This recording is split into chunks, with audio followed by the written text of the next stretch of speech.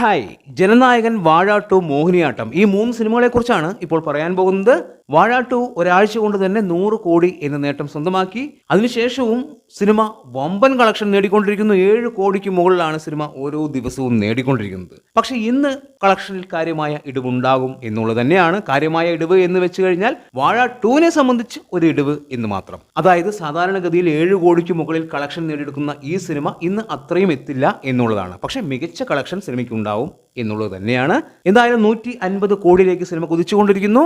കേരളത്തിൽ record collection നേടിക്കൊണ്ടിരിക്കുന്ന സിനിമ റെസ്റ്റ് ഓഫ് ഇന്ത്യയിലും അതുപോലെ വിദേശ രാജ്യങ്ങളിലും പ്രതീക്ഷിച്ച ലെവൽ മുന്നേറ്റം കാഴ്ചവെക്കുന്നില്ല എന്നുള്ളതും എടുത്തു പറയുന്നു. അതായത് കേരളത്തിലാണ് ഏറ്റവും കൂടുതൽ കളക്ഷൻ സിനിമയ്ക്ക് വന്നുകൊണ്ടിരിക്കുന്നത്. വിദേശ രാജ്യങ്ങളിലും അതുപോലെ റെസ്റ്റ് ഓഫ് ഇന്ത്യയിലും കളക്ഷൻ താഴേക്ക് പോകുന്ന ഒരു കാഴ്ച കാണാൻ പറ്റുന്നുണ്ട്. അതുപോലെ ഇന്ന് റിലീസായ മോഹിനിയാട്ടം, സൈജു കുറുപ്പ് നായകനായ സിനിമയ്ക്ക് ഗംഭീര റിപ്പോർട്ടാണ് പ്രേക്ഷകർ നൽകിയിരിക്കുന്നത്. അതായത് മികച്ച സിനിമ, മികച്ച കോമഡി സിനിമ, ഡാർക്ക് ഹ്യൂമർ എന്നൊക്കെയാണ് സിനിമയെക്കുറിച്ച് പറയുന്നത്. എന്തായാലും സിനിമയ്ക്ക് മികച്ച റിപ്പോർട്ടാണ് വന്നുകൊണ്ടിരിക്കുന്നത്. കാര്യമായിട്ടുള്ള ബുക്കിംഗ് ഒന്നും സിനിമയ്ക്കില്ല. പക്ഷേ മികച്ച റിപ്പോർട്ട് സിനിമയ്ക്ക് വന്നതോടുകൂടി പല സമയത്തും ബുക്ക് മൈ ഷോയിൽ മണിക്കൂർ ടിക്കറ്റ് വിൽപ്പന കാണിക്കുന്നുണ്ട്. എന്തായാലും സിനിമ വരും ദിവസങ്ങളിൽ വലിയ വിജയമായി മാറും എന്ന് തന്നെയാണ് പ്രതീക്ഷിക്കുന്നത്.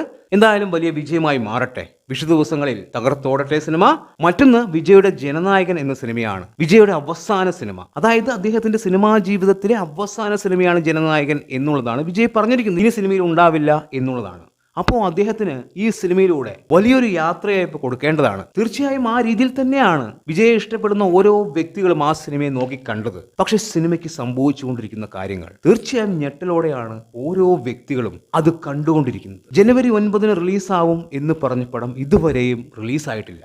അതായത് തിയേറ്ററുകളിൽ വന്നിട്ടില്ല. പക്ഷെ ഇപ്പോൾ പല ആൾക്കാരും സിനിമ കണ്ടു കഴിഞ്ഞിരിക്കുന്നു. സിനിമ ലീക്കായി എന്നുള്ളതാണ് ഇന്നലെ മുതൽ വരുന്ന വാർത്ത. ആദ്യം സിനിമയുടെ കുറച്ച് രംഗങ്ങൾ ലീക്കായി എന്നുള്ളതാണ്. പക്ഷെ അങ്ങനെയല്ല, സിനിമ മൊത്തത്തിൽ ലീക്കായി. പല സൈറ്റുകളിലും സിനിമ വന്നിട്ടുണ്ടായിരുന്നു. പല സൈറ്റിൽ നിന്നും സിനിമ നീക്കം ചെയ്തു. പിന്നീട് അതായത് പരാതിയുടെ അടിസ്ഥാനത്തിൽ പല സൈറ്റിൽ നിന്നും നീക്കം ചെയ്തു. പക്ഷെ പിന്നെയും അപ്ലോഡ് ചെയ്യുന്നു എന്നുള്ളതാണ് നമുക്ക് മനസ്സിലാക്കാൻ സാധിക്കുന്നത്. പല ആൾക്കാരും സിനിമ കണ്ടു കഴിഞ്ഞു. ഫേസ്ബുക്കിലും ഇൻസ്റ്റയിലും എല്ലാം ക്ലൈമാക്സ് ഉൾപ്പെടെയുള്ള രംഗങ്ങൾ ആൾക്കാർ പുറത്തു വിടുന്നുണ്ട് എന്നുള്ളത് എടുത്തു പറയുന്നു. തീർച്ചയായും ഒരു സിനിമയെ സംബന്ധിച്ച് ഏറ്റവും മോശപ്പെട്ട അനുഭവം എന്നുള്ളതാണ്. നമ്മൾ സിനിമ റിലീസായി കഴിഞ്ഞ് അതിന്റെ പ്രിന്റ് ലീക്കാവുന്നത് നമ്മൾ കണ്ടിട്ടുണ്ട്. പക്ഷെ റിലീസാവാത്ത ഒരു സിനിമ ഫുള്ളായി പല സൈറ്റുകളിലും വരിക എന്നുള്ളത്, അതും വലിയ സിനിമ, ഏറ്റവും കൂടുതൽ പ്രതീക്ഷയുള്ള വിജയുടെ ഒരു സിനിമ. വളരെ ഞെട്ടലോടെയാണ് ആ വാർത്ത ഇന്നലെ കേട്ടത്. ഇപ്പോൾ സിനിമയെക്കുറിച്ചുള്ള അഭിപ്രായങ്ങൾ വരെ പുറത്തു വന്നിരിക്കുന്നു. സിനിമ വളരെ മോശമാണ് എന്നുള്ളതാണ് പല ആൾക്കാരും പറയുന്നത്. അതായത് സിനിമ ദുരന്ത സിനിമയാണ്, ദുരന്ത സിനിമയാണ്, മോശം സിനിമയാണ് എന്നുള്ളതാണ്. ബാലകൃഷ്ണ നായകനായ ഒരു തെലുങ്ക് സിനിമയുടെ റീമേക്കാണ് ഈ സിനിമ. അതായത് ജനനായകൻ എന്ന വിജയ് സിനിമ ബാലയ്യ അഭിനയിച്ച ഒരു തെലുങ്ക് സിനിമയുടെ റീമേക്കാണ് എന്നുള്ളതാണ്. സിനിമയ്ക്ക് മോശം അഭിപ്രായമാണ് വന്നിരിക്കുന്നത് എന്നുള്ളത് തന്നെയാണ് ഇപ്പോൾ മനസ്സിലാക്കാൻ സാധിക്കുന്നത്. ഒരുപാട് ആൾക്കാർ സിനിമ കണ്ടിട്ടുണ്ട്. പല സൈറ്റിൽ നിന്നും സിനിമ നീക്കം ചെയ്തു, പിന്നെയും അപ്ലോഡ് ചെയ്യുന്നു. എന്തൊക്കെയാണ് നടക്കുന്നത് എന്ന് മനസ്സിലാവുന്നില്ല. എന്തായാലും ക്ലൈമാക്സ് ഉൾപ്പെടെ ലീക്കായിട്ടുണ്ട്. സത്യം പറഞ്ഞാൽ ഒരു വ്യവസായത്തെ നശിപ്പിച്ചുകൊണ്ടിരിക്കുകയാണ്. പല ആൾക്കാരും സന്തോഷിക്കുന്നുണ്ട്, വിജയ്ക്ക് ഈ ഒരു ഗതി വരണം എന്ന് പറഞ്ഞ് സന്തോഷിക്കുന്നുണ്ട്. പക്ഷെ അത് ശരിയല്ല.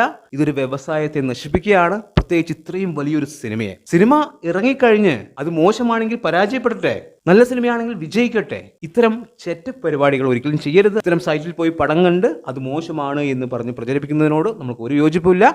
എന്താണ് നിങ്ങളുടെ അഭിപ്രായമെന്ന് കമന്റ് ബോക്സിൽ കമന്റ് ചെയ്യുക. വീഡിയോ ഇഷ്ടമായാൽ ചാനൽ സബ്സ്ക്രൈബ് ചെയ്യുക. പുതിയൊരു വീഡിയോയുമായി കാണുന്നതിന് ബൈ.